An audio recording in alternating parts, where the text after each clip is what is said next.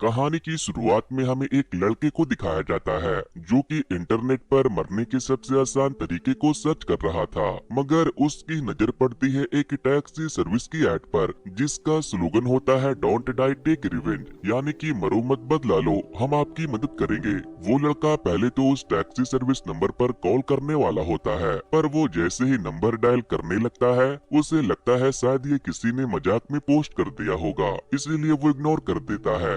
अगले दिन स्कूल जाते वक्त उस लड़के को चलने में बहुत प्रॉब्लम हो रही थी क्योंकि उसकी एक टांग में फ्रैक्चर हो गया था। फिर जैसे ही उसकी नजर उन 3 लड़कों पर पड़ती है जिन्होंने उसकी ऐसी हालत की थी, तो वो हिम्मत हार जाता है और उसकी आंखों से आंसू बहने लगते हैं। वो स्कूल जाने के बजाय अपनी मॉम के फिश शॉप पर चला जाता है। उसकी माँ ना तो सुन सकती है और ना ही बोल सकती है। वो एक पेपर की मदद से अपनी दुकान चलाती है। ये देख वो लड़का और भी दुखी हो जाता है। उसे समझ नहीं आता कि आखिर वो किससे अपनी दिल की बात करे। तभी उसे वो टैक्सी सर्विस के ऐड के बारे में याद आता है। वो उस नंबर पर कॉल कर देता है जिससे टैक्सी सर्विस एजेंसी का डायरेक्टर सुन चोल रिसीव करता है। वो तुरंत उस लड़के के पास एक टैक्सी भिजवा देता है। टैक्सी में बैठने के बाद वो लड़का टैक्सी ड्राइवर से पूछता है कि हम कहाँ जा रहे हैं। टैक्सी ड्राइवर कहता है कि बदला लेने। इसके बाद वो लड़का ड्राइवर को अपनी स्टोरी सुनाने लगता है। सबसे पहले तो वो अपना नाम बताता है जो कि पार्क होता है। पार्क का कुछ महीने पहले ही इस स्कूल में ट्रांसफर हुआ था। एक बार ब्रेक के दौरान 3 लड़के पार्क के पास आए और उसके यूनिफॉर्म से आ रही फिश की स्मेल पर कमेंट करने लगे। पार्क ने उनसे बहुत ही रिस्पेक्टफुली कहा कि उसकी मॉम की मछली की दुकान है, इसीलिए उसके कपड़ों से मछली की स्मेल आ रही है। इस दिन के बाद से वो लड़के पार्क को आए दिन टारगेट करने लगे। पार्क ने परेशान होकर स्कूल के टीचर से कंप्लेन की, पर टीचर ने उसे उन लड़कों से दोस्ती करने की सलाह दी। और इतना ही नहीं बल्कि टीचर ने भी उसके कपड़ों से आ रही बदबू पर कमेंट पास किया। टीचर के केबिन से निकलते ही उन लड़कों ने पार्क को एक बार फिर पकड़ लिया और उसे अपने साथ कैरियोके पर चलने के लिए फोर्स किया। लेकिन कैरियोके के दौरान उन्होंने उसकी जमकर पिटाई की और उसके सारे कपड़े भी फाड़ दिए। इतना ही नहीं उन्होंने उसके सारे पैसे भी छीन लिए। ऐसे ही एक और दिन वो लोग उसे अपने साथ ले जाते हैं, पर उस दिन पार्क के पास कुछ भी नहीं था,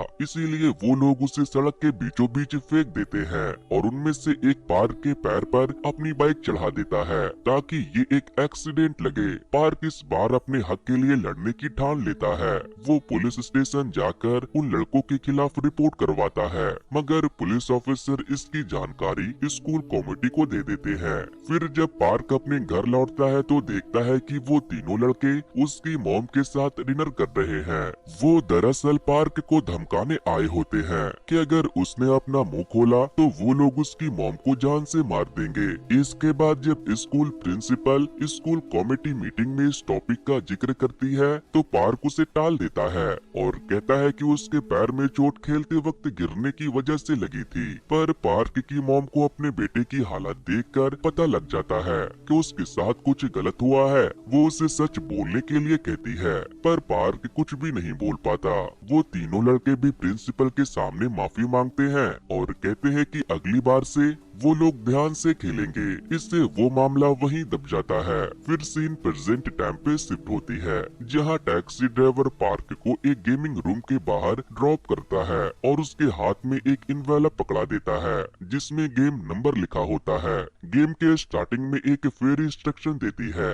वहाँ दूसरी तरफ टैक्सी का मीटर बढ़ रहा होता है। गेम खत्म होने पर पार्क को टैक्सी का किराया चुकाना होता है। उसे ये भी कहा जाता है कि वो इस टैक्सी गेम के बारे में किसी को ना बताए। पहले तो पार्क वहाँ से निकल जाने का सोचता है, मगर जब उसे याद आता है कि उसे किस तरह से बुली किया गया था तो वो बदला लेने के लिए तैयार हो जाता है और स्क्रीन पर यस ऑप्शन को चूज कर लेता है। बेसमेंट में बैठी टैक्सी सर्विस की टीम पार्क की स्टोरी सुन रही होती है। टैक्सी सर्विस की एक मेंबर गो यून इस केस पर अपना रिसर्च शुरू कर देती है, जिससे ये निकलकर सामने आता है कि उन 3 लड़कों में से एक का नाम होता है सियोंग टई, सियोंग के डैड स्कूल के ट्रस्टी होते हैं, इसी वजह से वो स्कूल में अपनी मनमानी करता रहता है। तीनों लड़के के फोटोग्राफ्स निकाले जाते हैं, जिसके बाद टैक्सी सर्विस टीम का हेड कहता है कि हालांकि ये तीनों मैनर है, पर हमें इनकी हरकतों को नजरअंदाज नहीं करना चाहिए। फिर टैक्सी ड्राइवर डोगी मीटर ऑन करके एक रेस्टोरेंट पहुंच जाता है। वहाँ वो चुपके से किसी और का खाना लेकर उसमें कुछ मिला देता है। वो खाना दरअसल पार्क के टीचर का होता है, जो उसे खाने के बाद बीमार पड़ जाते हैं। इस मौके का फायदा उठाकर डोगी उस स्कूल में सब्स्टिट्यूट मैथ टीचर की पोजीशन के लिए अप्लाई करता है और सिलेक्ट भी हो जाता है। पहले दिन डोगी अपनी इंट्रोडक्शन देता है और क्लास की अटेंडेंस लेना शुरू करता है। वहीं अपने आदत से मजबूर सियोंग टेई क्लास को जानबूझकर डिस्टर्ब कर रहा था। बाहर मौसम कितना अच्छा है, ये कहकर वो क्लास से बाहर निकल जाता है। उसके दोनों दोस्त भी उसके पीछे पीछे चले जाते हैं। क्लास खत्म होने के बाद सियोंग के दोनों दोस्त डोगी के ऊपर कोल्ड ड्रिंक का खाली कैन फेंकते हैं। वो उसको चिढ़ाने के लिए उससे सिगरेट मांगते हैं, जिस पर डोगी कहता है कि तुम स्टूडेंट होकर टीचर से सिगरेट कैसे मांग सकते हो। सियोंग अपने दोस्तों का बचाव करता है और डोगी से कहता है कि वो उनका टीचर नहीं बल्कि सिर्फ एक पार्ट टाइम वर्कर है। फिर वो अपने दोस्तों को थप्पड़ मार देता है और चिल्लाने लगता है ताकि सबको ये लगे कि उस लड़के को डोगी ने मारा है। इसके बाद वो लोग डोगी के वॉलेट से पैसे चुरा कर वहाँ से चले जाते हैं। डोगी अपने पहले दिन का एक्सपीरियंस गो इयोन के साथ शेयर करता है, जिस पर वो उसकी हंसकर टांग खिंचाई करती है। उस दिन सियोंग अपने दोस्तों से कुछ चीजें ऑर्डर करने को कहता है, क्योंकि उसे कुछ लड़कियों को इम्प्रेस करना था। मैनर होने के कारण वो लोग सिगरेट नहीं खरीद सकते, इसीलिए वो एक गरीब औरत को पैसे देकर सिगरेट खरीदने को कहते हैं।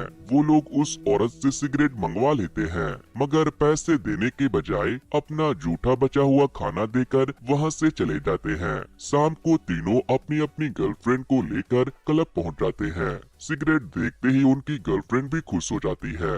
यहाँ गो इयोन और डोगी ने हिडन कैमरा इंस्टॉल किया हुआ था, जिससे वो लोग सब कुछ देख रहे होते हैं। तभी वहाँ ब्लैक सूट पहने कुछ आदमी पहुँच जाते हैं, जिन्हें सियोंग एक पैसे से बड़ा इन्वेलप देता है।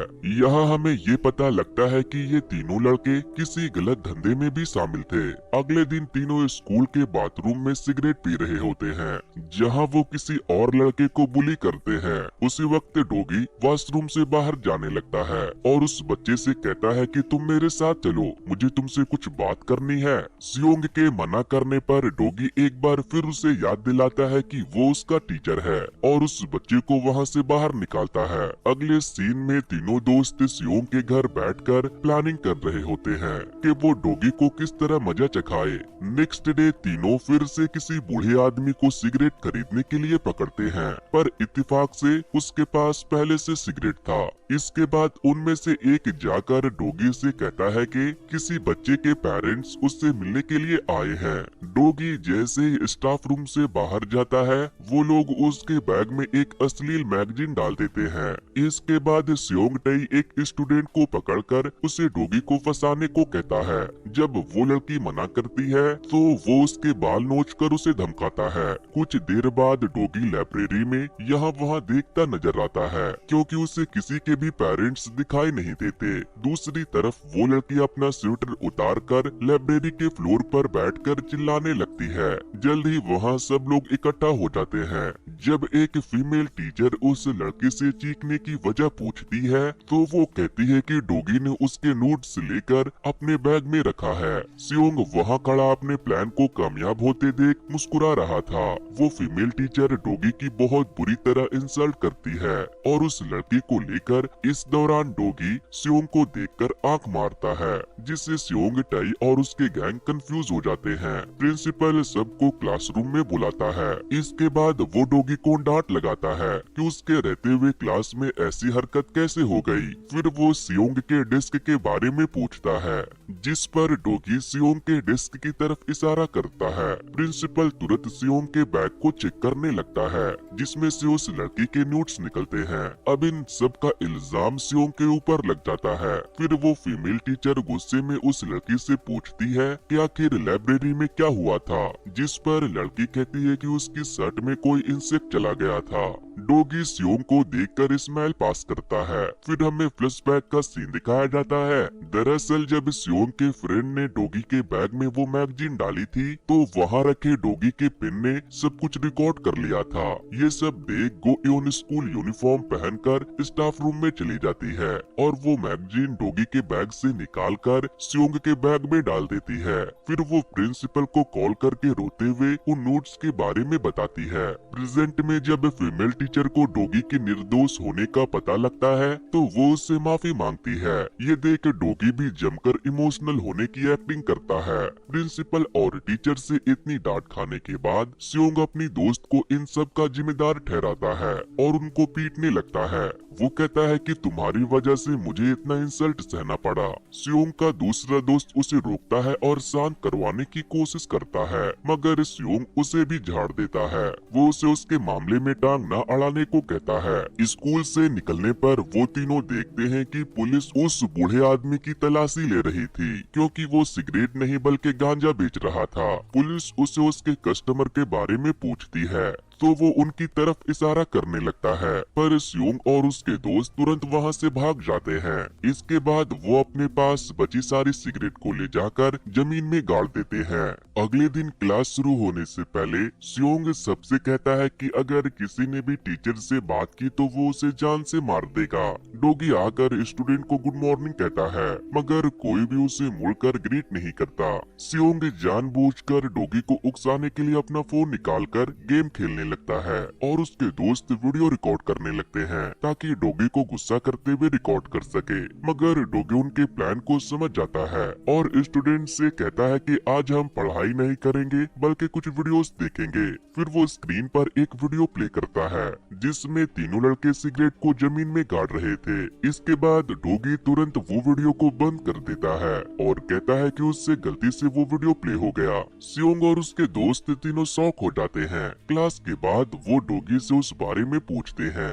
डोगी कहता है कि वो दरअसल उस जंगल के व्यू को एंजॉय करने गया था, पर अचानक से उसकी नजर उन तीनों पर पड़ी और उसने उनका वीडियो रिकॉर्ड कर लिया। वो तीनों डोगी को सफाई देने लगते हैं कि वो गांजा नहीं पीते। डोगी भी उनकी साइड लेने का नाटक करता है और कहता है कि वो ये बात किसी से नहीं कहेगा। अगले सीन में तीनों फिर से उस जंगल में जाते हैं और उस जगह को खोदने लगते हैं जहाँ उन्होंने सिगरेट छुपाई थी, पर वहाँ कुछ भी नहीं होता। उसी वक्त सियोंग को डोगी की कॉल आती है।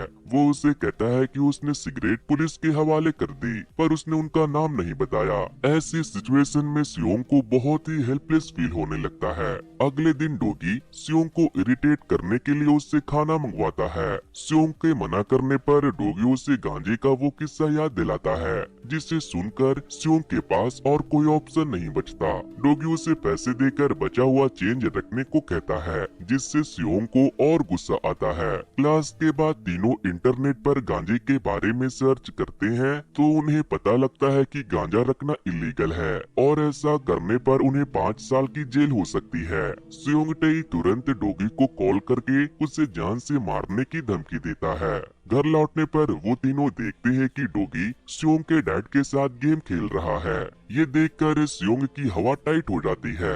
नेक्स्ट सीन में हम देखते हैं कि डोगी फैलकर सियोंग के बेड पर लेट जाता है और 1.5 मिलियन यानी कि तीनों से 15-15 लाख रुपए की डिमांड करता है। सियोंग मान जाता है, पर वो ये शर्त रखता है कि पैसे देने का दिन और समय वो डिसाइड करेगा। डोगी के जाते ही सियोंग किसी को हेल्प के लिए कॉल करता है। इसके बाद हम देखते हैं कि डोगी पार्क से मिलकर उसे फिर से स्कूल जाना शुरू करने को कहता है और उसे कुछ खाना भी देता है।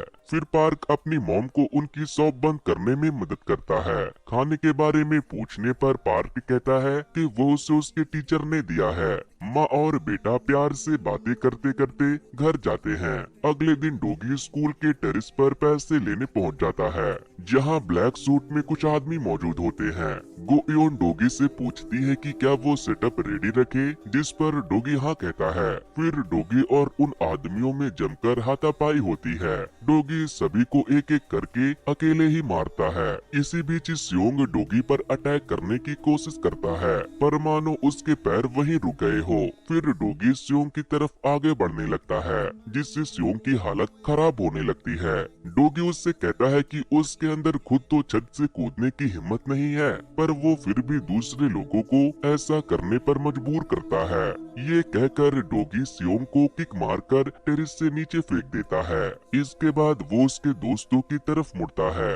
वो दोनों डोगी के आगे हाथ जोड़ने लगते हैं। इतना ही नहीं, डर के मारे उनकी पैंट भी गीली हो जाती है। तभी डोगी उन्हें पार्क के बारे में याद दिलाता है। अगले ही सीन में हम देखते हैं कि वो दोनों पुलिस के आगे खुद को वो पुलिस से कहते हैं कि उन्हें पार्क को बुली करने के जुर्म में अंदर बंद कर दे, क्योंकि उन्हें सियोंग की तरह मरना मंजूर नहीं है। फिर अगले सीन में हम डोगी को एक बेकरी में जाते हुए देखते हैं, जहां उसने किसी को कैद करके रखा था। वो और कोई नहीं बल्कि सियोंग ही था। दरअसल गो इयोन ने जब डोगी से सेटअप की बात की थी, तभी उनकी टीम ने बिल्डिंग के नीचे एक बड़ा सा बेड हवा भर के रख दिया था, जिस पे गिरते ही सियोंग टही बेहोश हो गया था। फिर डोगी सियोंग टही की उस गैंगस्टर से बात करवाता है, जिससे उसने टेरिस पर लड़ाई की थी। वो गैंगस्टर सियोंग को मदद करने या उसे फिर से कॉल करने के लिए मना करता है, और ये कहता है कि उसे अपने टीचर की बात सुननी चाहिए। फिर डोगी सियोंग से कहता है कि वो उस बेकरी से जो भी खाएगा उन सब का बिल पार्क पे करेगा, पर जितना भी खाना बच जाएगा उसके लिए उसे उतना अमाउंट पे करना पड़ेगा जितना उसने पार्क को इमोशनल और फिजिकल तकलीफ पहुंचाई थी। सियोंग कहता है कि उसके पास पैसे नहीं है। इस पर डोगी कहता है कि मेरे पास एक ऑफर है, जिसके मदद से तुम पैसे कमाकर मुझे दे सकोगे, और भागने की कोशिश करने पर उसे 10 गुना ज्यादा अमाउंट पे करनी पड़ेगी। सियोंग की हालत देखकर डोगी उससे कहता है कि याद करो उन सभी लड़कों को जिन्हें तुमने ऐसे ही बुली किया था। फिर वो केक पर कैंडल लगाकर सियोंग से कहता है कि ये उसकी जिंदगी की एक नई शुरुआत है। उसी शाम डोगी पार्क से मिलकर उसे टैक्सी का टोटल किराया पकड़ाता है। इतना ज्यादा किराया देखकर पार्क उदास हो जाता है, जिस पर डोगी उससे कहता है कि वो थोड़ा थोड़ा करके पैसे चुका सकता है। ऐसा करने से वो स्ट्रॉन्ग बनेगा। अगले सीन में टैक्सी सर्विस के डायरेक्टर सुनचुल पार्क की माँ से मिलते हैं और उनसे कहते हैं कि पार्क को उसकी ऑर्गेनाइजेशन स्कॉलरशिप दे रही है, जिसमें उसकी पढ़ाई लिखाई का खर्चा वो कवर करेंगे। पार्क की माँ ये पढ़कर बहुत खुश होती है। धीरे धीरे पार्क की जिंदगी फिर से नॉर्मल बच्चों की तरह होने लगती है। इस दौरान डोगी लगातार उस पर नजर बनाए रखता है ताकि उसे कोई भी परेशानी ना हो। ये केस सॉल्व करने के बाद भी डोगी का ऐसे सताए लोगों की हेल्प करने का मिशन आगे बढ़ता है। अब हम मारिया नाम की एक लड़की को रोते हुए देखते हैं। वो अपनी जिंदगी खत्म करने वाली होती है। इसी वक्त उसका एक स्लीपर ब्रिज के नीचे गिर जाता है। वो डरते डरते कूदने ही वाली होती है कि उसकी नजर टैक्सी सर्विस की एड के होल्डिंग पर पड़ती है, जिसमें लिखा होता है डोंट डाई टेक रिवेंज। वो तुरंत उस नंबर पर कॉल कर देती है, जिसके बाद डोगी उसे पिक करने पहुंच जाता है। हम कहाँ जा रहे हैं पूछने पर डोगी उससे कहता है कि हम बदला लेने जा रहे हैं। फिर डोगी ऑडियो रिकॉर्डर ऑन करके मारिया से उसकी कहानी पूछने लगता है। अब हमें फ्लैशबैक का सीन दिखाया जाता है, जहां हम देखते हैं कि मारिया एक अनाथ बच्ची थी। 18 साल के होने के बावजूद उसका दिमाग बिल्कुल 9-10 साल के बच्चों की तरह था। अपने दोस्तों को बाय कहकर वो एक सोशल वर्कर के साथ फैक्ट्री में जॉब के लिए जा रही थी। उन लोगों ने मारिया से एक कॉन्ट्रैक्ट भी साइन करवा लिया। पहले तो मारिया के साथ सब कुछ अच्छा होता रहा, पर जैसे ही सोशल वर्कर फैक्ट्री से चली गई, फैक्ट्री के मैनेजर ने मारिया को मछलियों को अलग करने का काम सौंप दिया। मारिया ने कहा कि वो तो कंप्यूटर पर काम करने आई है, जिस पर मैनेजर ने कहा कि उसे वो काम भी मिलेगा, पर पहले उसे ये काम खत्म करना होगा। मारिया ने कहा कि उसे मछलियों से डर लगता है। उसी वक्त वहाँ फैक्ट्री का ओनर आ गया। जब उसे पता लगा कि मारिया काम करने से मना कर रही है, तो उसने उसके बाल पकड़कर उसका सर मछलियों से भरे उस ट्यूब में डुबा दिया। फिर वो मारिया से पूछने लगे कि क्या अब भी उसे मछलियों से डर लगता है। वो फैक्ट्री ओनर यहाँ पर भी नहीं रुकता।